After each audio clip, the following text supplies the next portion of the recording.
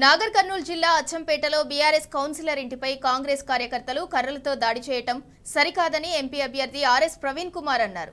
కాంగ్రెస్ గూండాల దాడిలో గాయపడిన సుంకరి మహేష్ ను వినో హాస్పిటల్లో ఆర్ఎస్ ప్రవీణ్ కుమార్ మాజీ ఎమ్మెల్యే గువ్వల బాలరాజు పరామర్శించారు.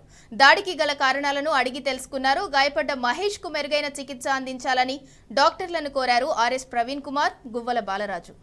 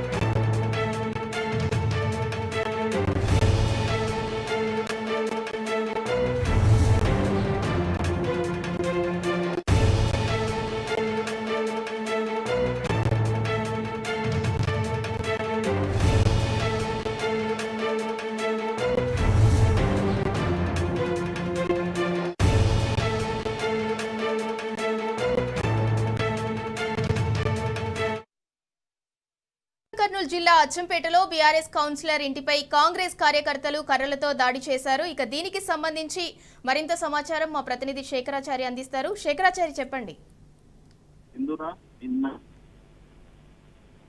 మూకుమ్మడిగా రెండో వార్డు కౌన్సిలర్ నిర్మల బాలరాజు ఇంటిపై మూకుమ్మడిగా దాడి చేసి ఇంట్లో ఉన్నటువంటి అంటే నిర్మల మరిది ఎవరైతే ఉన్నారో అతనిపై దాడి చేసి తీవ్రంగా గాయపరిచారు. ఇంట్లో ఉన్నటువంటి వస్తువులు, కుర్చీలు, టీవీలు అన్ని కూడా ధ్వంసం చేసినటువంటి పరిస్థితి. ఇదంతా కూడా అంటే ఒక ఉద్దేశపూర్వకంగా చేశారని చెప్పేసి నిన్న బీఆర్ఎస్ శ్రేణులంతా కూడా రోడ్డు పైకి వచ్చేసి పోలీస్ స్టేషన్ ముందు బైఠాయించగా పోలీసులు అక్కడికి చేరుకొని వాళ్ళని చెదరగొట్టి పోలీస్ స్టేషన్ తీసుకెళ్లినటువంటి పరిస్థితి. దాడి చేయడం ఒక సమస్య అయితే మళ్ళీ ఈ దాడి ఎందుకు చేశారని ప్రశ్నించడంతో వాళ్ళని కూడా అదుపులోకి తీసుకున్నటువంటి పోలీసులు ఒక అధికార పార్టీకి వత్తాసు పలుకుతున్నారని చెప్పేసి ఇప్పటికే ఎంపీ అభ్యర్థి ఆర్ఎస్ ప్రవీణ్ కుమార్ తో పాటు గువ్వల బాలరాజు ఈ విషయాన్ని కూడా తీవ్రంగా ఖండిస్తా ఉన్నారు. ఈ రోజు ఉదయం తీవ్రంగా నిన్న గాయపడినటువంటి ఎవరైతే నిర్మల కౌన్సిలర్ మరిది ఉన్నారో అతన్ని హైదరాబాద్ ఒక ప్రైవేట్ ఆసుపత్రిలో చికిత్స పొందుతున్న క్రమంలో అక్కడికి వెళ్లి ఆర్ఎస్ ప్రవీణ్ కుమార్ తర్వాత గువ్వల బాలరాజు వీళ్ళిద్దరు కూడా పరామర్శించి అతనికి మెరుగైన చికిత్స అందించాలని చెప్పేసి డాక్టర్లకు చెప్పడం జరిగింది. దాంతో పాటుగా ఎవరైతే ఈ దాడి చేశారో ఆ దాడి చేసిన వారిని కూడా తీవ్రంగా అంటే వాళ్ళు చట్టపరంగా వాళ్ళపైన చర్యలు తీసుకోవాలని చెప్పేసి కూడా వాళ్ళు చెప్తున్నటువంటి పరిస్థితి కనిపిస్తుంది. మొత్తంగా ఈ మధ్య కాలంలో ఈ కాంగ్రెస్ నాయకుల దౌర్జన్యాలు, ఆగడాలు మితిమీరిపోయాయని చెప్పవచ్చు. ఇది పరిపాటిగా కూడా మారిందని చెప్పవచ్చు.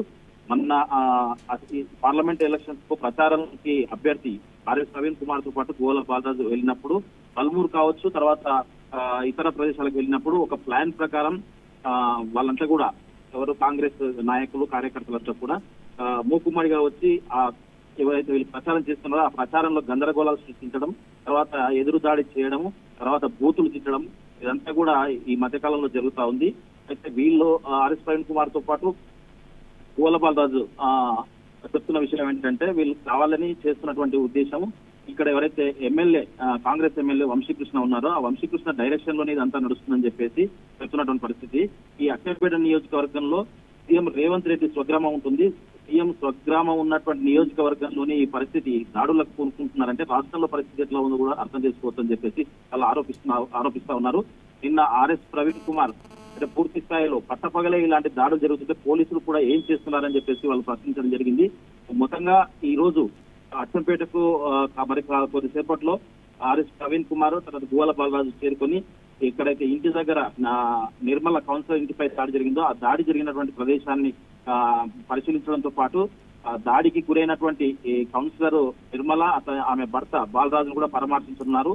కార్యకర్తలు కూడా ఎవరు కూడా అధైర్యపడొద్దు, మేము ఉన్నామని చెప్పేసి వాళ్ళు ఇప్పుడు కాసేపట్లో అచ్చంపేటకు రానున్నారు. వచ్చి పోలీస్ స్టేషన్ లో కూడా ఫిర్యాదు చేయాల్సి ఉందని చెప్పేసి కూడా చెప్తున్నట్టు పరిస్థితి కనిపిస్తా ఉంది.